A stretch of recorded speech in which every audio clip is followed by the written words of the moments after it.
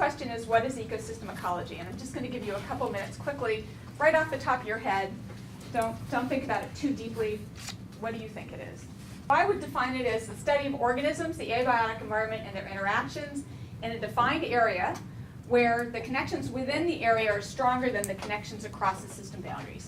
So what Brian said about drawing a box, that's kind of what we do. We look at the interactions within a given area, and those interactions are stronger than the interactions across. That's not to say that there aren't interactions across the boundaries. There are. What's biogeochemistry? I always have to ask people this because I was a Leopold fellow. Leopold program is this program that tries to teach scientists how to communicate with everybody else. And the first thing they say is, don't call yourself a biogeochemist. Nobody knows what a biogeochemist is, so I'm asking you, what's biogeochemistry? And if you can tell me, great, I'll write it down. The study of biological, chemical, physical, and geological processes and reactions that govern the environment. The whole concept of biogeochemistry and why I think it's an important part of ecology and ecosystem ecology is it brings in these other scientific disciplines. Ecologists used to be, and maybe still are, accused of having physics envy, maybe because of this theory issue, that physics has these laws and these theories, and ecology has always struggled with these laws and these theories. Biogeochemists bring in a lot of those kind of fundamental laws and theories into the realm of ecology, based on physics, biology, and chemistry and geology. Okay, these are really quick. Where does the energy in ecosystems come from? The sun. Great, thank you. What are the essential macronutrients for life? NPK, calcium, sulfur, and magnesium. Those are the fundamental nutrients that most organisms, I would say all organisms, microbes are a little weird, but all organisms need to survive. Kind of important. And ecosystem ecologists and biogeochemists spend a lot of time focusing on pools and flows of these in addition to carbon. And then the last two questions are things that I just want you to know, and I think everybody should know. What are the three big greenhouse gases? CO2, nitrous oxide, methane. Water vapor is a really big greenhouse gas, but we kind of don't count it very much because the big water vapor fluxes, at least at a global scale, are pretty much driven by natural processes. Even though humans are altering the water vapor, the water vapor dynamics globally, we tend to focus on CO2, nitrous oxide, and methane. Can you give their 100-year global warming potential? How many people know what a global warming potential is? Okay, perfect. One? Is that really one? Okay, global warming potential is like the radiative forcing. It's how much heat it can generate relative to CO2. So how potent are these greenhouse gases relative to CO2? We do it relative to CO2 because CO2 is the biggest greenhouse gas. Nitrous oxide is 298 times more potent per molecule over 100 years than CO2. Methane is 34 times more potent. Those numbers change over time as the concentration changes in the atmosphere and the physics and the chemistry changes. But it's important to know CO2, big greenhouse gas, the one that most people focus on. Nitrous oxide also increasing dramatically, rapidly, 298 times more potent per molecule, methane 34 times more potent. From a socio-environmental perspective, there's a lot of interesting CO2 questions, but God, there's tons of nitrous oxide and methane questions, and people really need to be paying attention to those other ones as well. I want to start off just going on a little bit with definitions. So we kind of defined what ecosystem ecology is. An ecosystem is a physical construct. It's both physical and conceptual. And it describes the interactions of a set of organisms, the biota that most of the rest of ecology is focusing on as the single focus. And we look at the interactions among that biota, but also with the abiotic environment. Ecosystems can be any size, and they can occur anywhere in life. Ecosystem ecologists generally focus on large blocks of land or water. But ecosystem ecology has recently been applied to other kinds of systems like the human body, and also just the gut. People are looking at the gut ecosystem. The gut can be defined as an ecosystem with energy flows and material in there. And I guess if you were to define the gut as an ecosystem, the body would become a landscape. Landscapes are places where ecosystems interact. So where you get that exchange across an ecosystem boundary that interacts with another ecosystem type, or you've got all those other interactions going on internally. So we've got all these different systems in the body, they interact. That could be looked at as landscape. Yellowstone National Park is also a landscape, a classic landscape that's been well studied. Most ecosystem ecologists who work on land, terrestrial ecosystem ecologists, define ecosystems as a watershed. You don't have to. There are other ways of defining ecosystems, but watershed is very common. Similar kinds of features with distinct boundaries. In aquatic systems, ecosystems tend to be lakes, ponds, pools, river reaches, or similar kinds of designations in oceans. But being a terrestrial ecosystem ecologist, most of my examples come from land.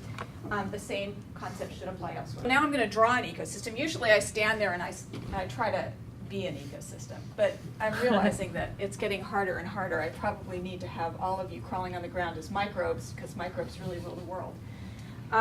So here's our ecosystem. We'll start with a tree. And of course, the tree is more than just the above ground parts that we see. And if I were really to draw this to scale and be honest intellectually, it would look like this.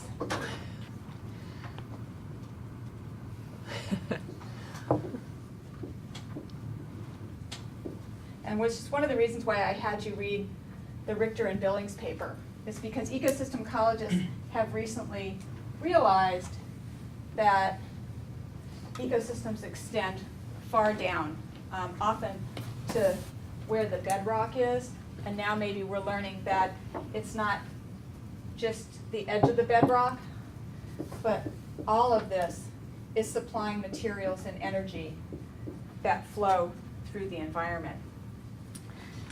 We look at energy flow, and energy comes into ecosystems from the sun, primarily from the biotic perspective, and is fixed in the plants via photosynthesis. I abbreviate photosynthesis, PS. We also have a lot of energy exchange in ecosystems because these plant parts, which are not now connected, there we go. These plant parts die and produce organic material, which some of which ends up in the soil, and that feeds the vast majority of organisms that we have in the world, which are microbes. Microbes rule the world. They absolutely rule the world. We are shells for microbes. We are ecosystems. We are probably, like I said, probably landscapes filled with microbes that are making a lot of the decisions that we think that we're making. In fact, they've done a really good job of evolutionarily of figuring out how to let us think that we're making the decisions when really they're making the decisions. In terrestrial ecosystems, the vast majority of the biomass, the vast majority of the diversity, the vast majority of nutrient and energy flows is happening through the microbial biomass, most of which is living in the soil, although of course it also lives in the above ground parts of the ecosystem as well as in the air. There's a lot of microbes that are transported through air. Okay. So we've got sun coming in, producing or helping to produce this organic material that ends up in the soils. These little microbes here, we'll draw different shapes because they are different, eat that organic matter. They are called heterotrophs, and they release CO2 back into the atmosphere. These guys take in CO2, they release oxygen, they produce carbon, there's nitrogen, calcium, magnesium, potassium, and sulfur all cycling around here as well. So these are all going around. And there are things that also leave ecosystems. Some of them leave in gaseous form. Actually, oxygen, CO2, nitrous oxide, methane, CH4, and a whole host of other gases that leave. We see leaching out of ecosystems as well. So in liquid form, these can be these mineral nutrients. They can be dissolved organic carbon. They can also be materials that are leaving. So soils can leave either in runoff or erosion, go into aquatic systems and out into oceans and places like that. And we have export of organisms. Whoops, this is my organism. There we go.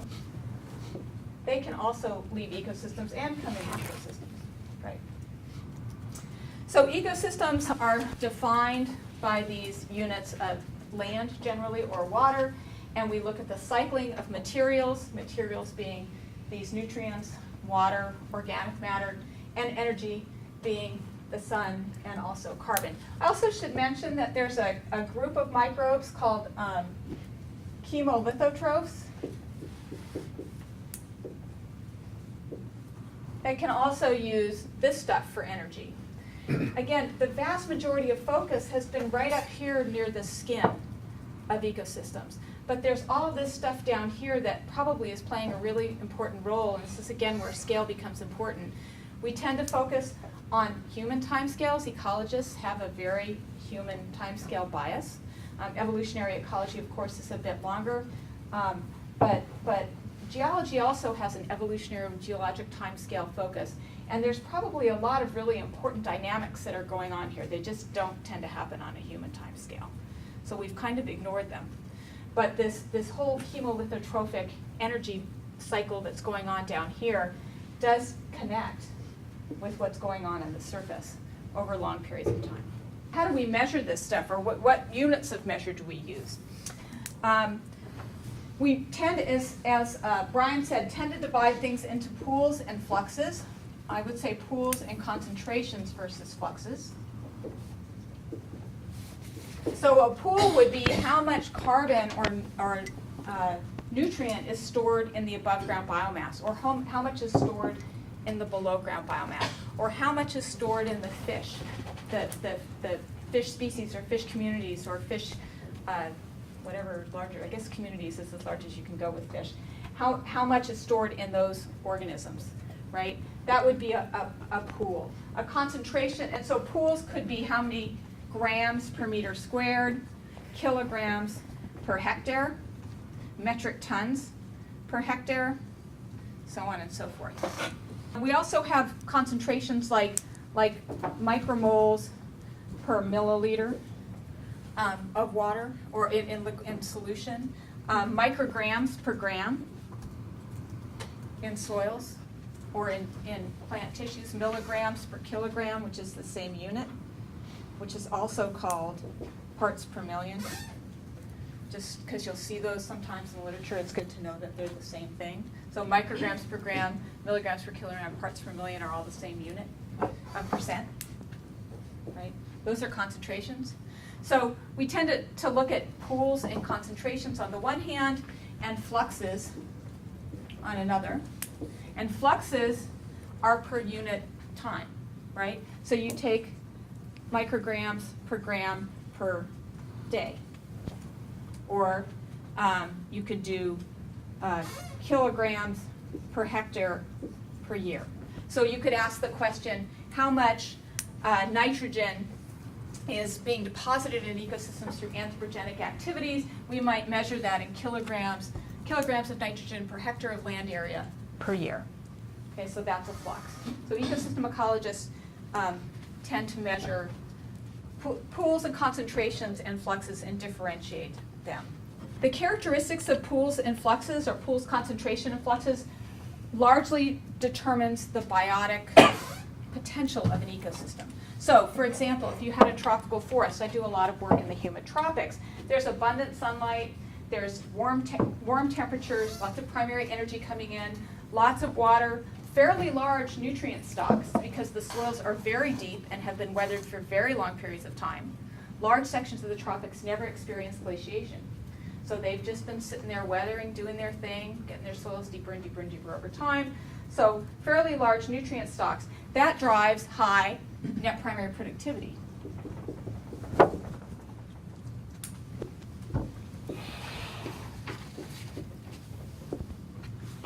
Another abbreviation you'll see a lot, NPP, net primary productivity, which is the net growth rate, right? how much biomass we see growing, how many kilograms of biomass per hectare per year. Where is my flux? Kilograms per hectare per year.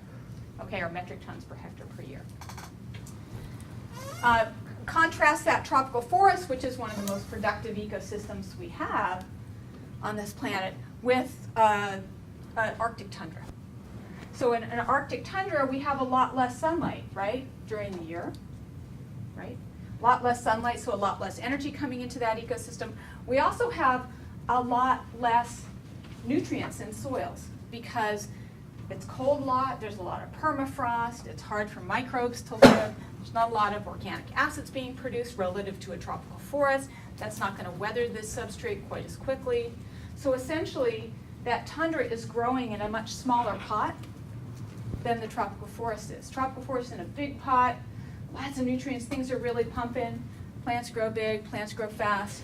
Tundra, much smaller pot, a lot less light, a lot less energy, things are going a lot slower, looks really different than a tropical forest. So the pools, concentrations, and fluxes really control the structure and function of the ecosystem.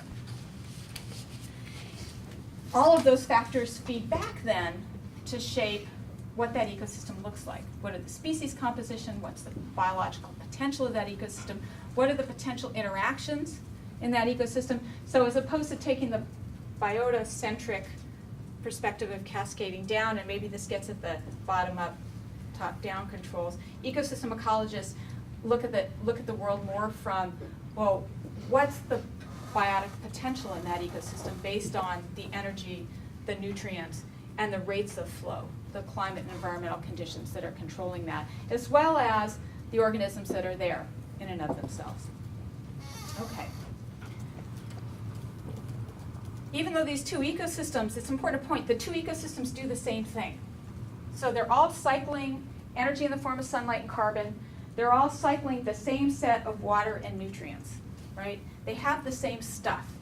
They have that same suite of nutrients that they're using. In fact, all plants do everything pretty much exactly the same way.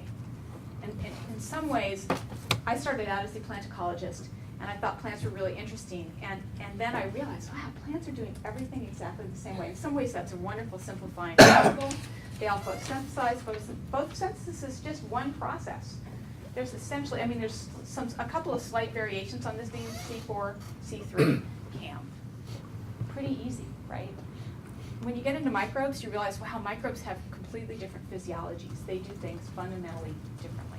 So microbes have evolved ways to do things differently. Plants, however, which produce a lot of the biomass on the surface and are really key for capturing that sunlight and bringing that energy in, pretty much do things the same way with the same suite of nutrients. And because we're so dependent on that plant life, we pretty much physiologically do the same thing, and higher organisms with essentially the same suite of nutrients. The difference is how much you have and how quickly is it going. And a lot of that is controlled by the physical environment. Okay. Ecosystem ecology builds on the composition, structure, and behavior of populations and communities, ecophysiology, biometeorology, as well as geology, geochemistry, atmospheric chemistry, and physics. Oh, and evolutionary biology, because deep time matters.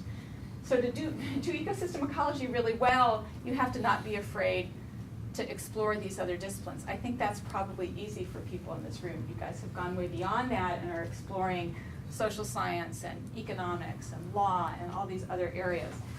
Ecosystem ecology in and of itself has tried really hard, and I think it's continuing to branch out into these other disciplines. So when Margaret said, I want you to pick a lens or a theory to teach people about ecosystem ecology, I sat and banged my head against the wall for a while trying to figure out, well, what would that be? We really need a whole semester. But in the end, I decided to pick one that I think most everyone can relate to, and that's the carbon cycle, because it really impacts our lives very directly. Why is carbon important? Why would I pick the carbon cycle? It's the building block of life.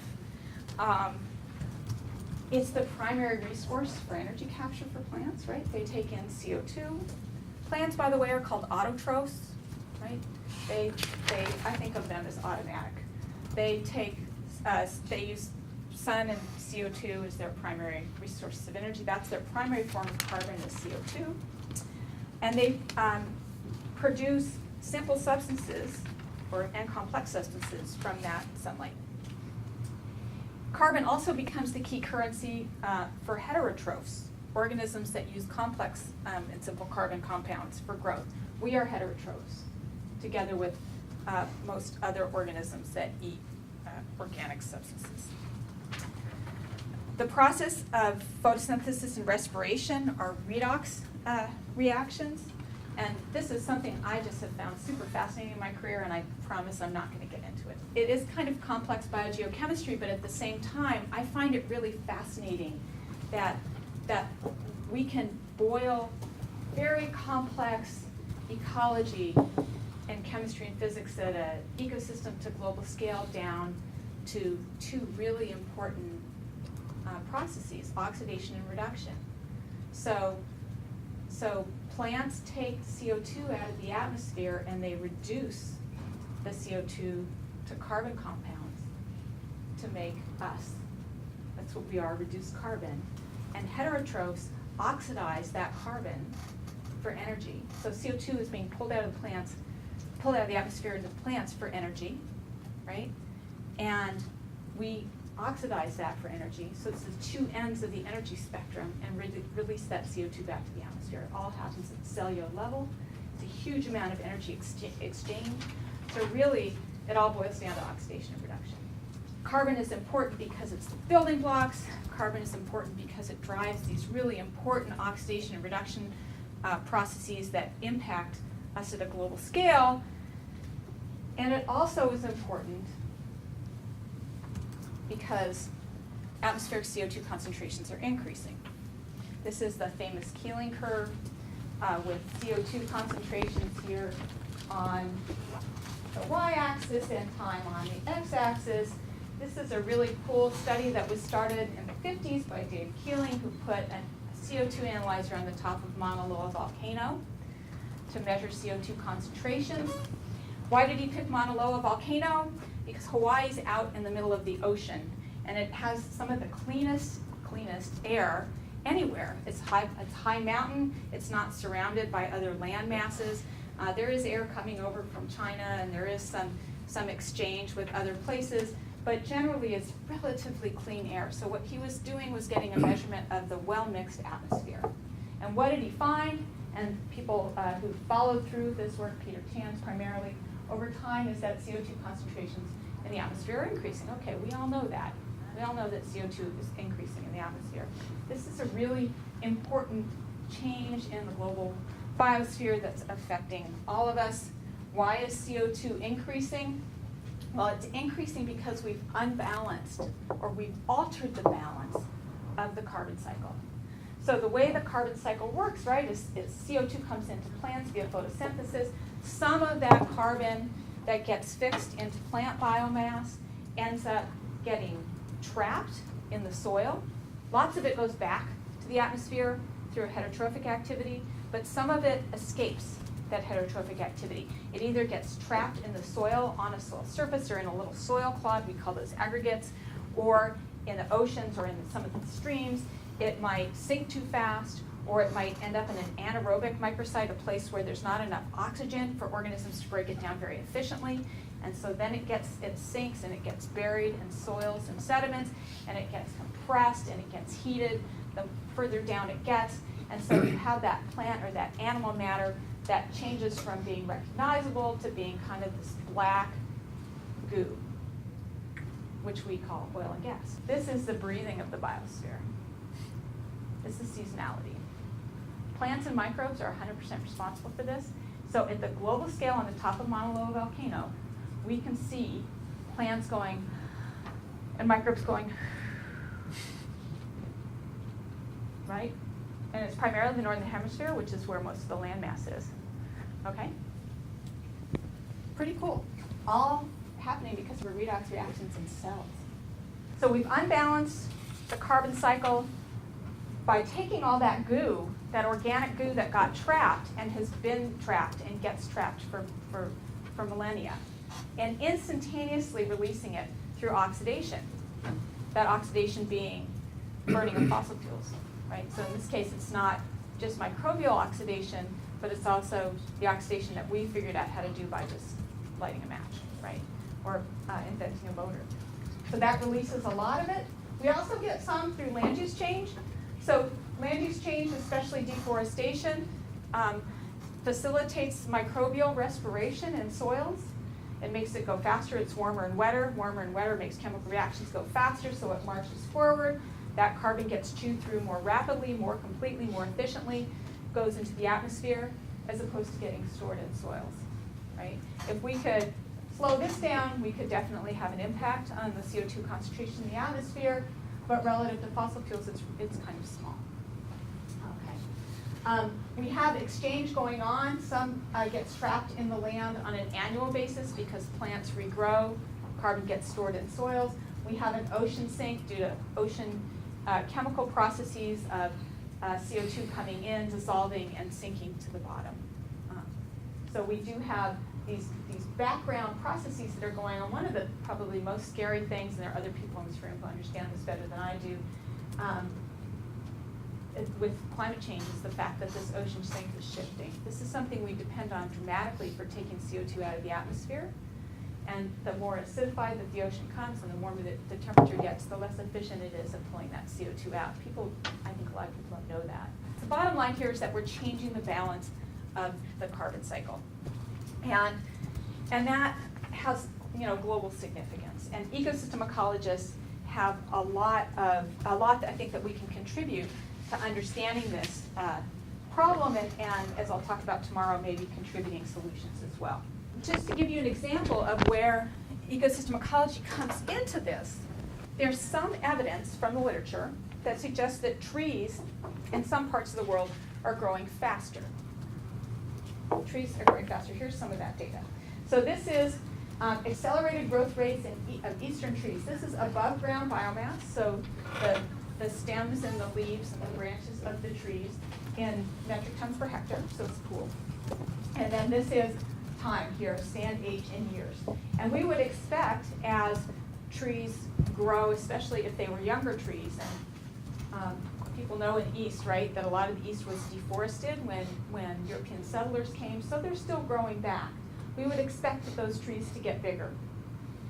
But this purple line here shows the rate at which we would expect those trees to get bigger just based on age alone. This is where we go into the realm of modeling that Brian described. We have some data. We've now produced a model, we meaning the ecological community, not me, produced a model with some degree of confidence that suggests that this would be the rate at which trees would gain biomass with time of age. And you can see that a lot of these lines are steeper than would be expected.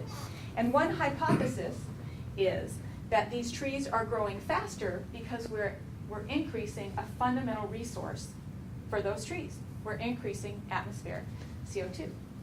So we could make up a thesis statement that atmospheric carbon dioxide concentrations through its role in photosynthesis is the dominant controller of ecosystem carbon storage. We might ask a question, what is the ecosystem response to elevated carbon dioxide? And then we could hypothesize carbon dioxide is the key resource for plant growth, and thus increased concentrations will stimulate plant growth, and greater plant growth will lead to greater overall carbon storage in the ecosystem. This would be really nice if this were the case, right? Because if plants are going to grow more in response to elevated CO2, then maybe we have a built-in, at least partial solution, right? Plants would pull more CO2 out of the atmosphere, and maybe we don't need to worry quite so much. We just need to make sure that these plants grow. How do we do that? Well, I like to first come up with a conceptual model, a conceptual framework. And there's a good conceptual framework that exists for us to do this. We could try to measure the net carbon balance of an ecosystem, net ecosystem production, NEP. And the equation that we could derive for this is that net ecosystem production equals GPP, which is gross photosynthesis, the total amount of carbon uptake by plants. And then we have to account for that carbon loss, right? Because it all doesn't stay. All that CO2 comes into the atmosphere. Well, plants themselves respire. We call that autotrophic respiration, or auto.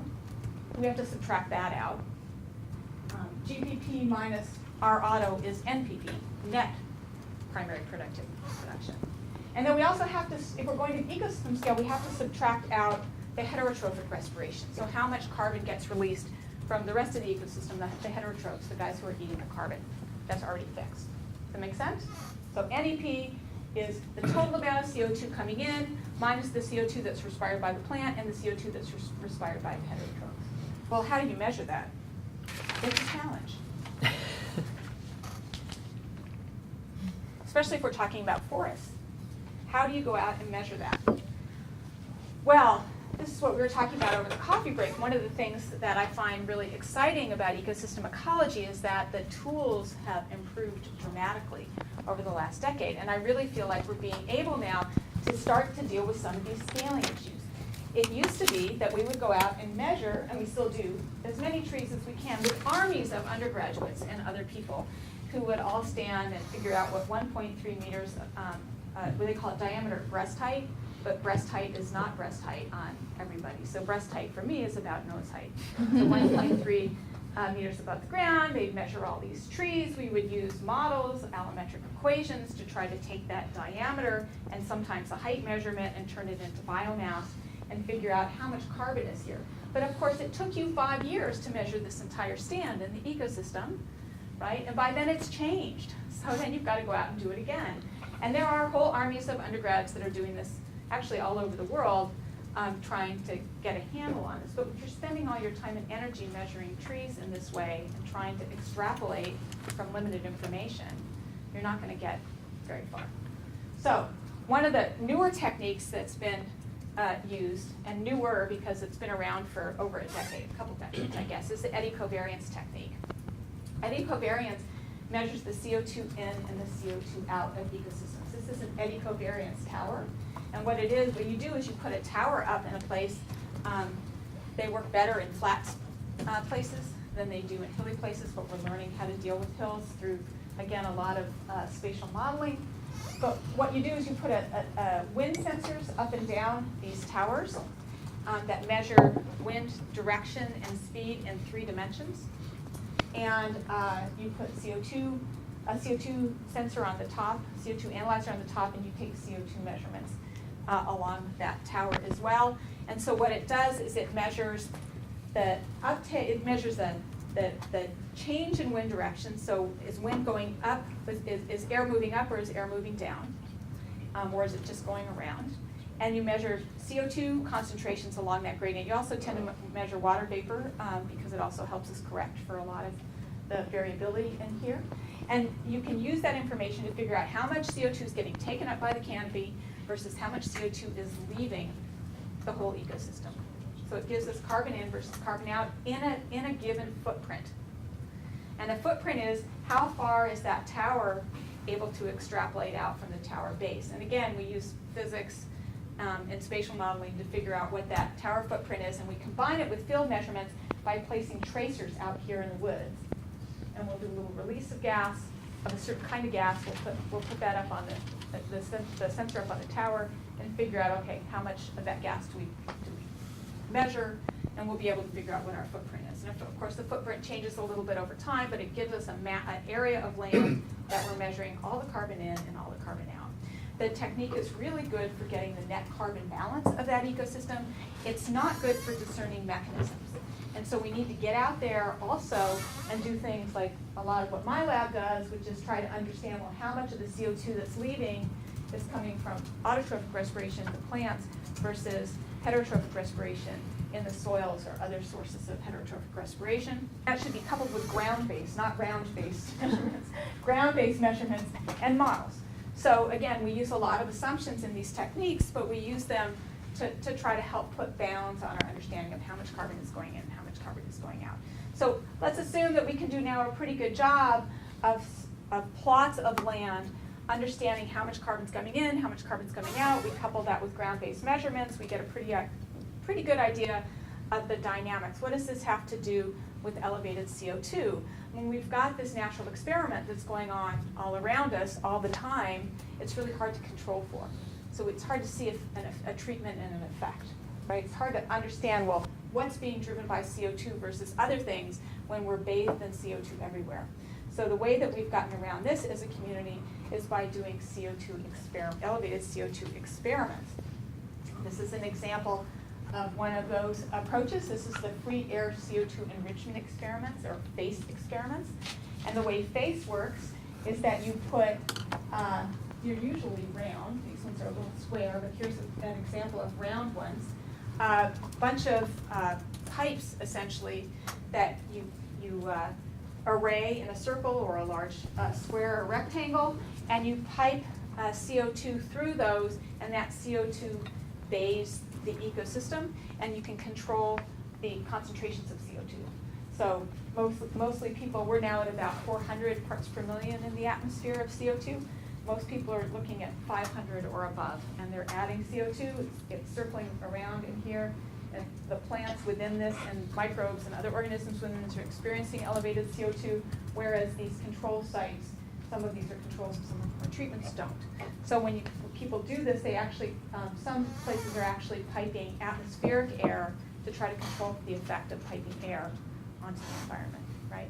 So we have treated air and untreated air, and we can make those ground-based measurements and use eddy covariance to try to understand what the impacts of these are on carbon uptake, growth, net primary productivity, heterotrophic respiration, and all of our other measurements. FACE experiments are incredibly expensive and have a whole host of issues associated with them. There are other experimental approaches that people have used. They're not as satisfying. One is open-top chambers, where people surround single individual plants, and of course we all know the single plants are not a forest or a grassland or a crop. And they also have a lot of surface area, a lot of area around that's disturbed relative to the actual organism that you're studying. They tend to heat up, they create all kinds of other issues, but for certain kinds of questions, those experiments work. And then of course there are these big macrocosm approaches. This is Biosphere 2 that's been built in the desert in Arizona, which was built as a big experiment to try to, I guess the original goal was to try to figure out whether or not they could build an artificial environment that people could eventually live in on other planets. The idea is that you create, anywhere from a micro to a meso to a macrocosm where you can control the concentrations. There are pros and cons to all these methods. The pot scale studies are really too small. The plants become root bound. There's no ecosystem interactions or competition or processes that Brian laid out this morning. The chamber or soil monolith experiments use artificial light, humidity, and temperature levels. There's often, again, no larger ecosystem processes and limited to a few or low statured plants. The free air exposure studies have field conditions, and the plants do compete for light, water, and resources. It's extremely expensive. Big tractor trailer trucks come with large containers of CO2 to plug in, and you need these things very frequently, right? So incredibly expensive. And that CO2, a lot of that CO2 ends up getting advected away, meaning it blows away, right? So if the wind's blowing particularly strong, the CO2 goes in, the CO2 goes out, and we're not measuring the up and down quite so much. So that's a problem. You have to set your control points at 10 to plus or minus 10 to 20% because we can't control it. They're not sealed, so we can't control it very, very well. Expensive to replicate, and there are sampling effects, meaning that you've got these plots that you've established, you spent all this money on, you can't do sampling that's going to affect your measurement. So for example, if you wanted to harvest some trees to figure out the chemistry of that biomass, any tree you take out of your CO2 experiment site is going to be one less tree you're measuring, plus you've created a disturbance, right? You've removed an individual that didn't remove itself naturally. Anytime you poke holes in the soil to get soil carbon measurements, you're changing the soil conditions for the remaining organisms. And so anytime you have these long-term studies with plots, it's something to keep in mind. What's the sampling effect going to be? And at some point, is the sampling effect going to overwhelm the treatment effect? It's something that we all really need to consider. That said, this has been done at a lot of sites. This is a map of elevated CO2 studies. I don't think all of these are FACE sites, but the vast majority are FACE sites. And what you should notice is that most of them are in the northern hemisphere and actually figure of Europe and the US. I know of one in the tropics. There may be another one that started now. There was one in Panama. Tropics has a lot of biomass. They cycle a lot of carbon, certainly affected by elevated CO2, just like everybody else, but very little representation. So we're getting a lot of information on certain ecosystems in the US and certain ecosystems in Europe, and not a lot of information elsewhere. So what have we learned?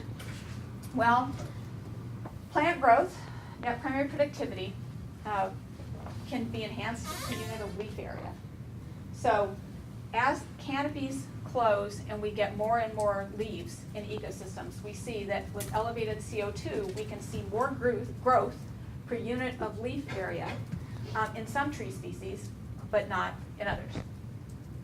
Okay? So this is a graph of the relative response to enriched CO2. The LAI is leaf area index, and the elevated CO2 plots over leaf area index and the ambient CO2 plots. And you can see that there's this, the one would be that there's no effect, and you can see that there's quite a wide range of responses.